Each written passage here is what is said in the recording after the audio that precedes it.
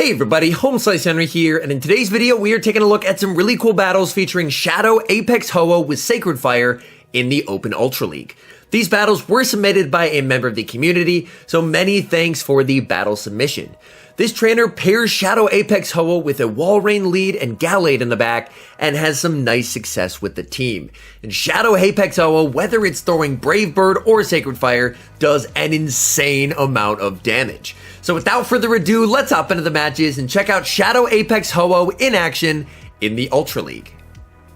Hopping to the first match, picking up a terrible lead, Wallrein into Primarina. Primarina is a pretty big core breaker for this team, since it has great matchups against both Gallade and Wallrein, so this is a tough spot to be in. Staying in with Wallrein, going for the Earthquake, and able to grab the shield. Wallrein farming up, Primarina does reach a move, and he's actually going to let Wallrein go down, going to trust in Apex Ho-Oh.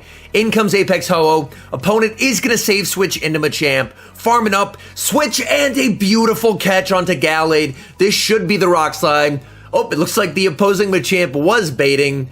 Doesn't really matter, either way it is going to be resisted, and from here Gallade is going to be able to farm down and leave with a Leaf Blade. This is quite nice, this will do big neutral damage onto the Primarina. Back in comes the Primarina, going for the Leaf Blade. Leaf Blade gets the second shield, down goes Gallade, and now it's all up to Apex Ho-Oh. Going for the resisted Sacred Fire, that does massive damage onto Primarina, able to incinerate down what is in the back, and it is Giratina. Apex Ho-Oh able to get the Incinerate through, and they are close to capped on energy. They are going to be going for the Brave Bird. This is going to be doing massive damage onto the Giratina. Can they get to a second?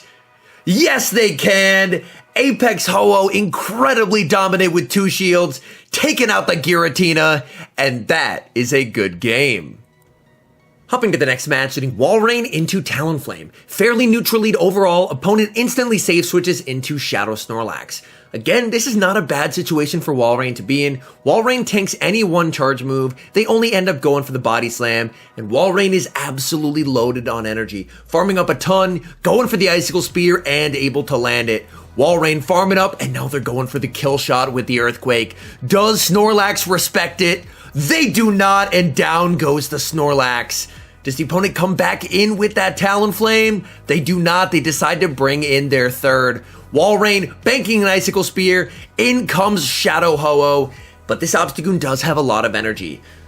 Going to let it through, Night Slash does quite a bit of damage, Ho-Oh farming up, back in comes Talonflame. Ho-Oh farming up to max, now going to go for the Brave Bird. Do they respect the Brave Bird? They do not, does big damage and able to incinerate down. And now going to be going for the Sacred Fire on the Obstagoon. Sacred Fire gets the shield.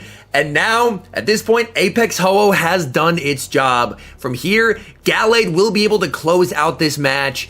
In comes Gallade. Gallade is going to be farming up, and that is a good game.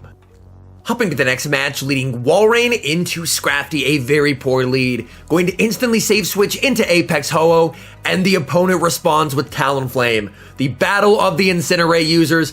Apex Ho-Oh going for the Brave Bird. Talonflame does not respect the damage, and they get one shot.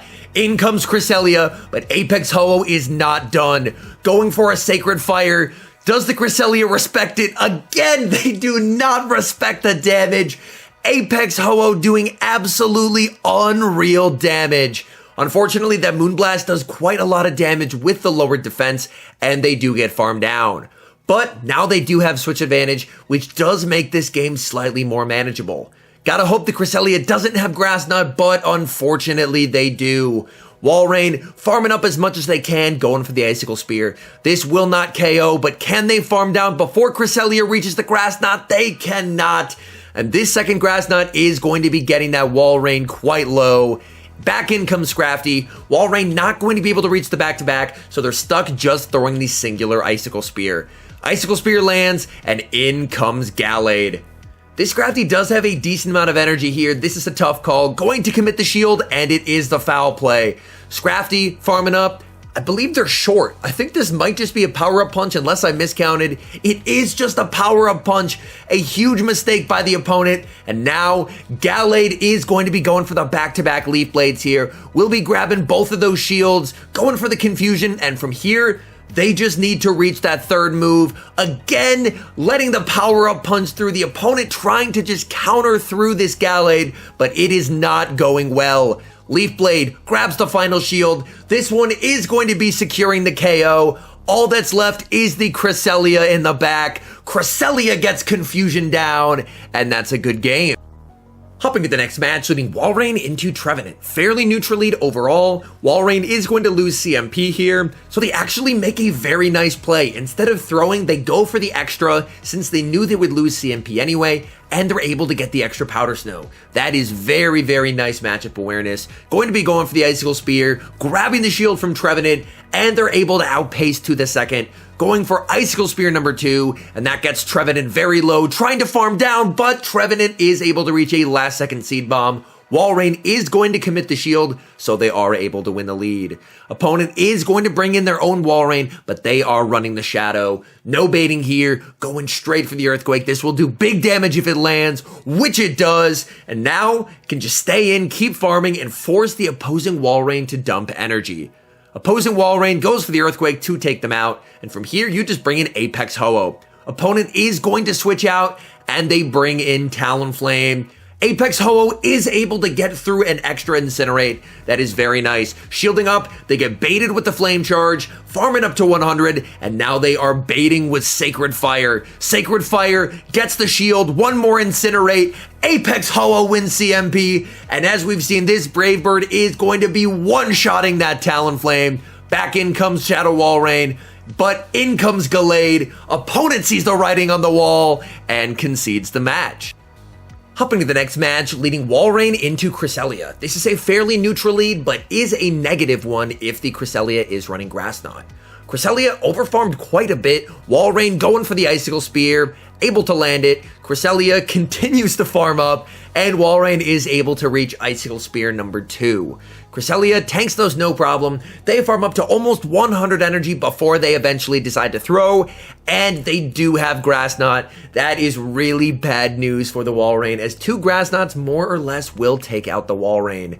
Able to land the Icicle Spear, that is a CMP tie. This Grass Knot is going to be getting the Wallrein very low. Wallrein trying to hang on and get to a move. They get there, but they go for an overfarm, and unfortunately Cresselia is going to be taking them out. They had the move, chose not to throw it, but that sets up a very aggressive farm down with Apex Ho-Oh.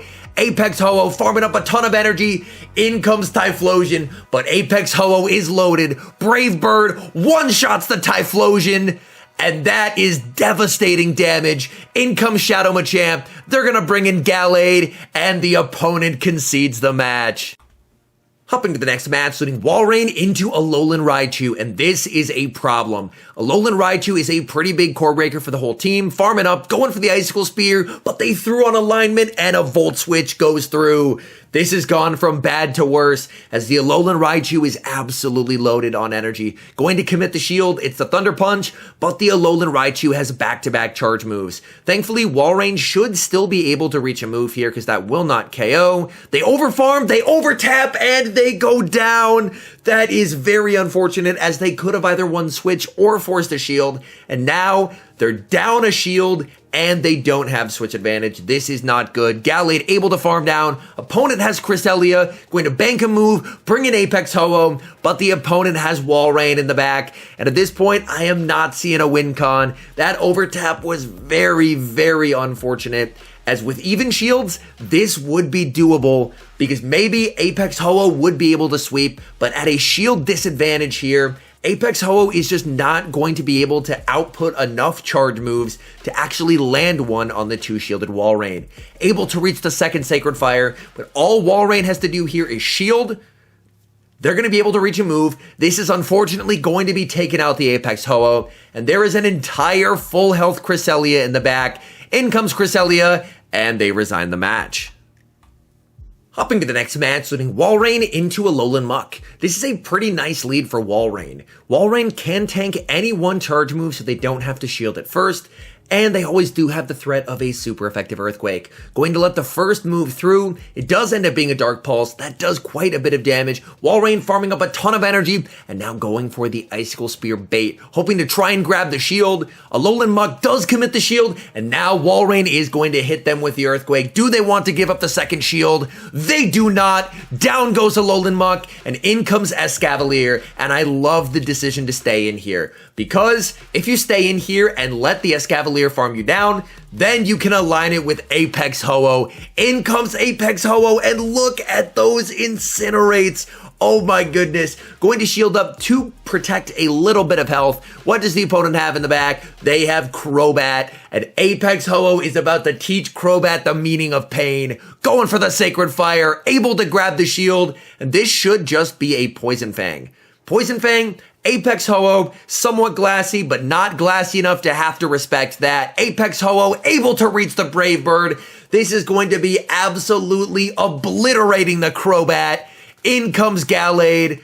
They bring in Escavalier, but at this point, one more confusion is going to be farming down that Escavalier. They were running Aerial Ace as well, and that is a good game.